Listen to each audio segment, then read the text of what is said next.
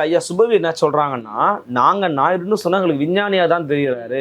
ஆனா தமிழ் தேசியவாதிகள் அப்புறம் ஒரு சில நபர்களுக்கு தான் ஜாதியா தெரியறாரு.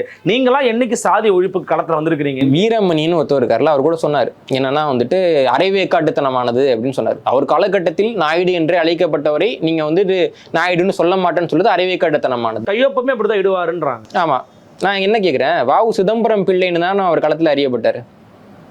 முத்துராமலிங்க தேவர் இருந்தானா அவர் காலத்துல அறியப்பட்டாரு. சங்கரலிங்க நாடார் இருந்தானா அவர் காலத்துல அறியப்பட்டாரு.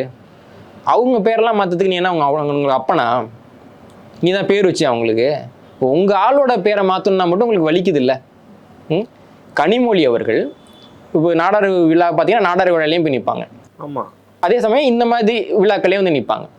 ஒரு நாடார் அமைப்பு சொந்த காசு போட்டு ஒரு கட்டடம் கட்டி அதுக்கு நாடார்னு பேர் வச்சிருக்காங்க. இந்த அம்மா என்ன சொன்னாங்கன்னா, நீங்க வந்து கட்டடம் கட்டிட்டு அதில் எப்படி நாடார்னு பேர் வைப்பீங்க அப்படின்னு கேட்டாங்க. அந்த அம்மா நாயுடு பாலன்னு பேர் வச்சாங்களா? இதுக்கு ஏதாவது பேசியிருக்காங்களா? நாயக்கர்கள் சொந்தமா காசு போட்டு ஏதாவது கட்டி அதுக்கு நாயக்கர்னு பேர் வச்சாங்களா? கிடையாது. நாயுடுக்கள் சொந்தமா காசு போட்டு கட்டி பேர் வச்சாங்களான்னா கிடையாது. நாடார்கள் சொந்த உழைப்புல கட்டி பேர் வைக்கிறான். சொந்தமா காசு போட்டு பேர் வைக்கிற ஒருத்தவனை போய் நீ வைக்காதுன்னு சொல்லிட்டு அதிமுக காலகட்டத்தில் அடிக்கலுக்கு நாட்டப்பட்ட ஒரு பாலத்துக்கு நாயுடுன்னு பேர் வைப்பேன்னு சொன்னா நீ யாரு? மக்கள் வரி பணத்துல மக்கள் வரி பணத்துல நாயுடு சங்கமா கட்டி குடிச்சு பாலத்தை எங்களுக்கு. இன்னும் சொல்லணும்னா இது இந்த ஆண்டு 2025 பிப்ரவரி மாதமே இந்த ரயில்வே பாலத்துக்கு வந்துட்டு நாராயணசாமி நாயுடுன்னு பேர் வச்சுட்டாங்க.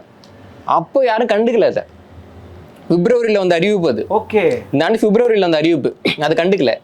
சரின்னு சொல்லிட்டு இவங்க இந்த அறிவிப்பை விட்டுட்டு அடுத்த நாள் வெளியிட்டதுனால தான் அந்த அறிவிப்பு விமர்சனத்துக்கே வந்துச்சு. அப்போ சாதி ஒழிப்புன்னு பேசாமலே நீ இருக்கலாம்ல, உன்னால முடியலல்ல. உன் சாதியை வெறியே விடுறதுக்கு உன்னால முடியல.